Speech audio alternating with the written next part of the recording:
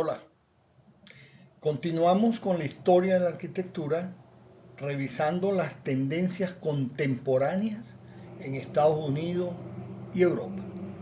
Esta es la segunda parte. Oswald Matthias Unger fue un arquitecto, profesor y decano alemán. Nació en 1926 y murió en el 2007. En su concepto de arquitectura, la forma ideal y completa es el cuadrado. Los edificios de Ungers se caracterizan por una estricta cuadrícula de diseño geométrico. Los elementos básicos de diseño de su arquitectura son formas elementales, como el cuadrado, el círculo o el cubo y la esfera, que Ungers varió y transformó en sus diseños.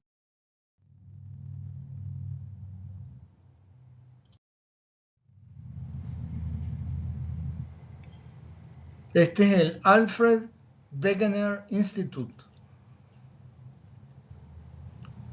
construido en 1985 en Bremerhaven, Alemania, por Unger. Vamos ahora a hablar de los famosos Five Architects, también llamado New York Five, que fue un grupo arquitectónico estadounidense formado en Nueva York y compuesto por Peter Heisman, Michael Graves, Charles Gaffney, John Hedduck y Richard Meyer. Estos 5 arquitectos exploraban distintos caminos por los que avanzar desde un punto común de arranque: la arquitectura racionalista de Le Corbusier en los años 20. Buscaron un retorno a los orígenes del modernismo del siglo XX, de manera que fue un movimiento de corte neo-racionalista. Los miembros del grupo han realizado un trabajo divergente, negando posteriormente cualquier relación con los demás. Graves se formó en las universidades de Cincinnati y Harvard.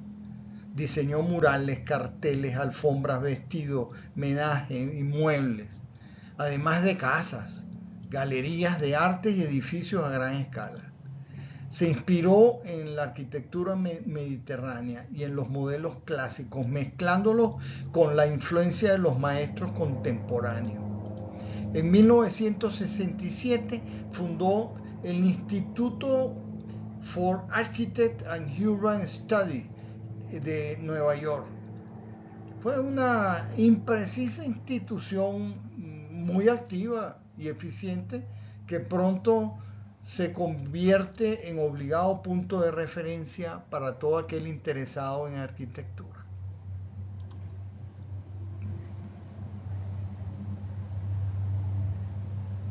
Y aquí algunas de sus obras.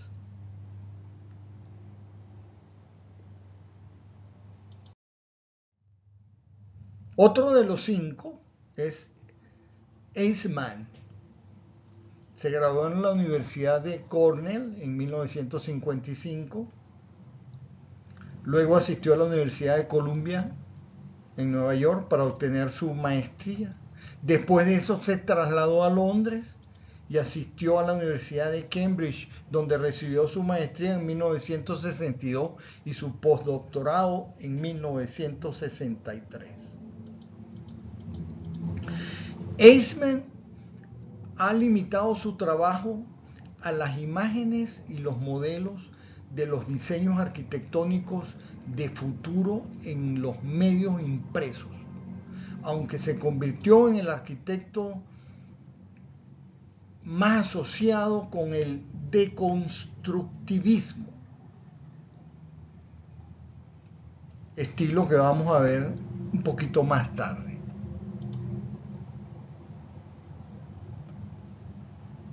He aquí algunas de sus obras.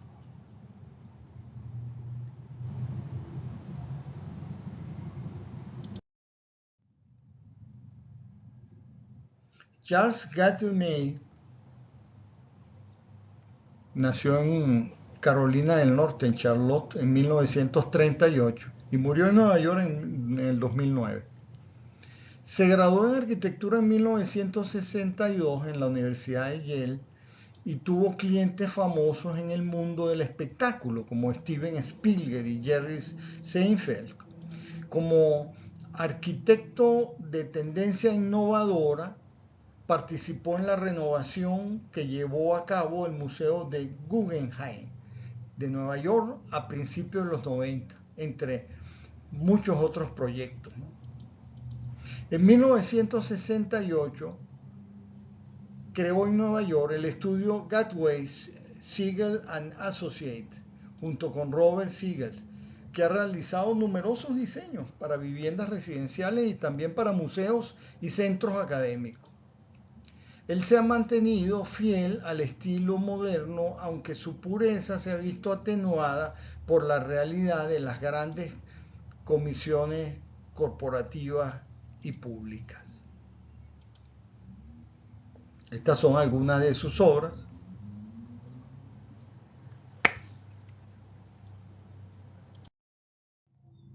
John Kenton Hejduk nació en Nueva York en 1929 y murió en esa misma ciudad en el 2000. Fue un arquitecto y artista famoso por sus estudios sobre el problema de la representación de la forma y por sus diseños difíciles de construir. Sus proyectos arquitectónicos rayan en lo escultórico. Vean las torres construidas en Santiago de Compostela, que aunque originalmente iban a ser para un jardín botánico, ahora están ahí, vacías, casi inconclusas, como la mayoría de los edificios y obras de Hejduk. Hejduk desempeñó igualmente una notoria labor docente. Sobresale más por su labor educativa y teórica que por su obra construida.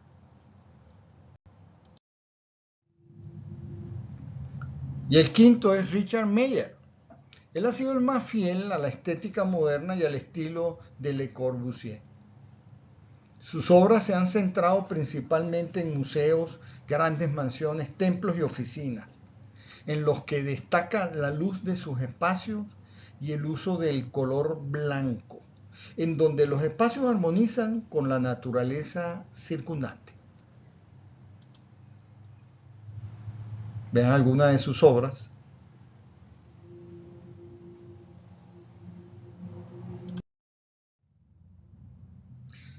Vamos ahora con Robert Venturi. Él nació en Filadelfia en 1925 y murió en esa misma ciudad hace 2 años, 2018.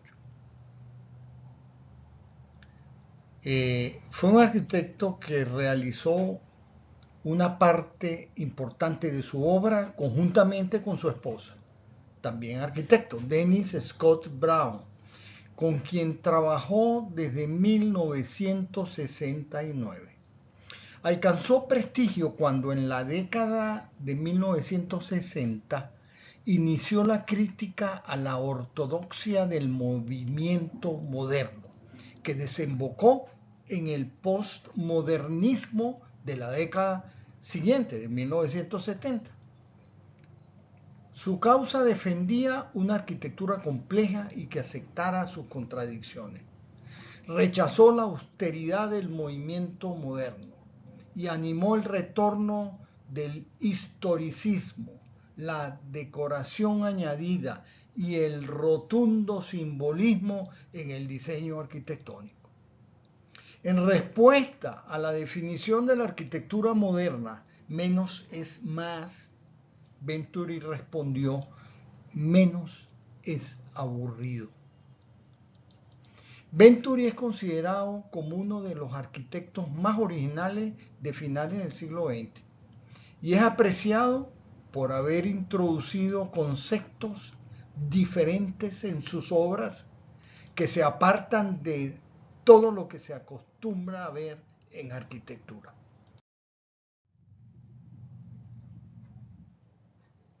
Aprendiendo de Las Vegas es un ensayo de teoría arquitectónica de autoría compartida entre los arquitectos Robert Venturi, Denise Scott, que dije era su esposa, y Steven Eisenhower.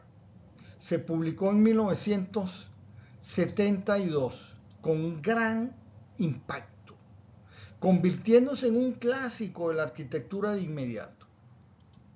El libro es el resultado del análisis que realizaron de Las Vegas los propios autores con un grupo de estudiantes de arquitectura. En él se enseña a mirar la cultura popular sin prejuicios, invitando a aprender de ella como método de acercar de nuevo la arquitectura a la gente. Plantea dos caminos para que un edificio sea comunicativo: que su forma exprese una función, o el otro camino, que sea un edificio funcional con un rótulo gigante al frente. La segunda opción es la que considera más contemporánea.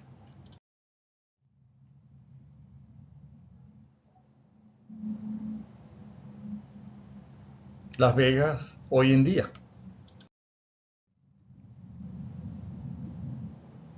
En 1962, la señora Vanna Venturi encargó a su hijo, el entonces joven y prometedor arquitecto Robert Venturi, el proyecto de una casa en Chestnut Hill, en Filadelfia.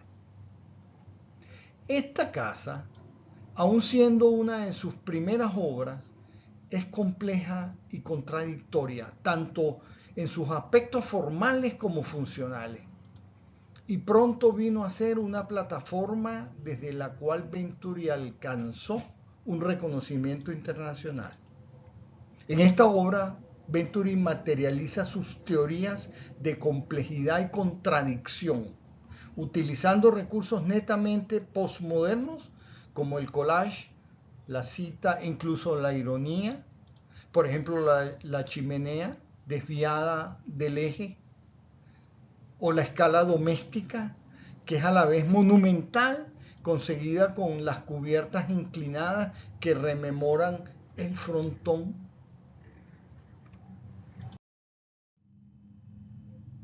Guild House es una residencia de ancianos de bajos ingresos en Filadelfia, construida en 1963. Diseño de Venturi también, por supuesto. Es un edificio de 6 pisos con una fachada simétrica que da un paso hacia un pabellón de entrada monumental a la fachada.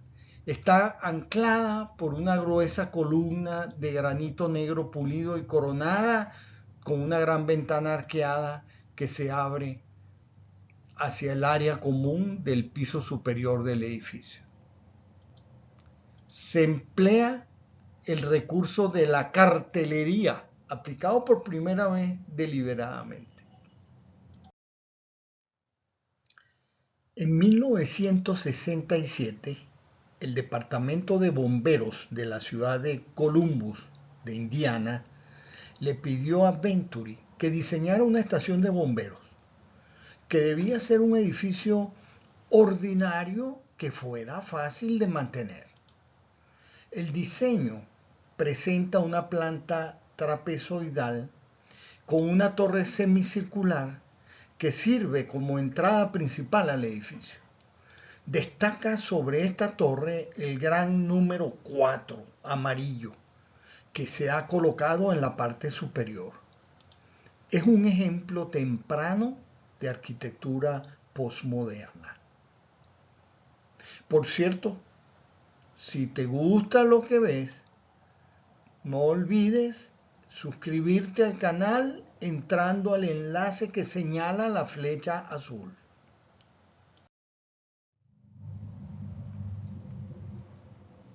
Diseñado por Robert Venturi, exalumnos de la Universidad de Princeton, y Denise Scott, su esposa, el edificio consiste en una expansión moderna del Collegiate Gotti Palmer Hall existente.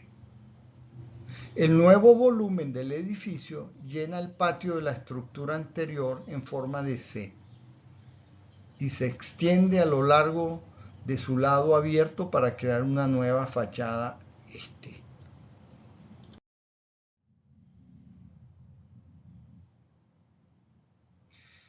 Vamos con otro arquitecto.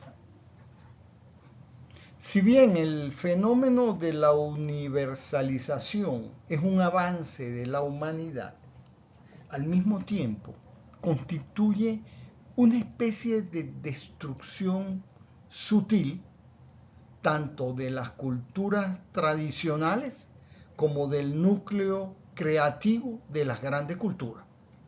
Ese núcleo sobre cuya base interpretamos la vida. En todos los lugares del mundo encontramos las mismas películas y series, los espacios de comida rápida, las mismas creaciones de plástico, vidrio y aluminio y la misma deformación del lenguaje por la propaganda.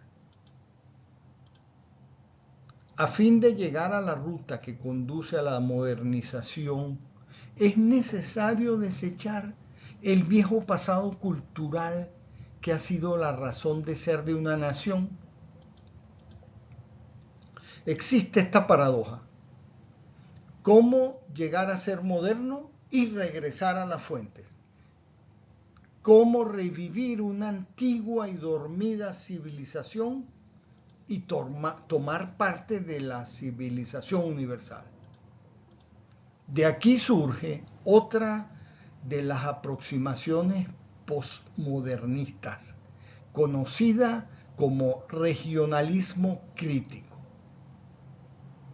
Más que un estilo, es una actitud desarrollada por Kenneth Frampton y Alex Tsonix, que lucha para contrarrestar la falta de espacio y la falta de identidad del estilo internacional, pero también rechaza el individualismo caprichoso y la ornamentación de la arquitectura posmoderna.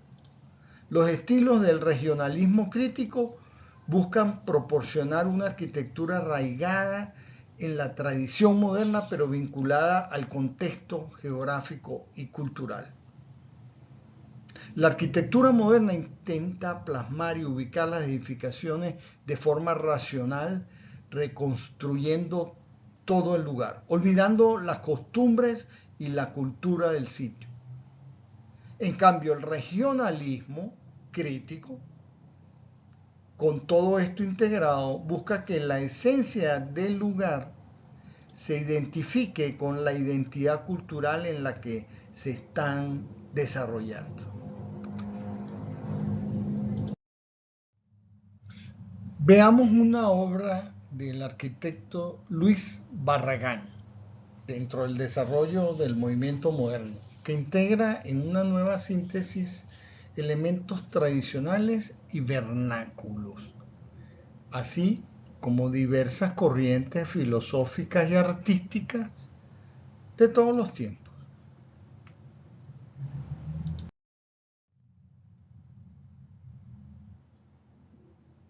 A Rudolf Schindler se le asocia a menudo con los principios del movimiento moderno en la arquitectura, ya que estudió y trabajó con varios de los maestros de este estilo. Sin embargo, el uso que hizo de la complejidad espacial, los materiales cálidos y los contrastes cromáticos le alejan de la ortodoxia del estilo internacional y dan un carácter original a sus obras. Hasta aquí llega la segunda parte y los invito a ver la tercera y última parte para que tengan el panorama completo de las tendencias contemporáneas de la arquitectura. Por cierto, si se te olvidó, recuerda suscribirte entrando al enlace que señala la flecha azul.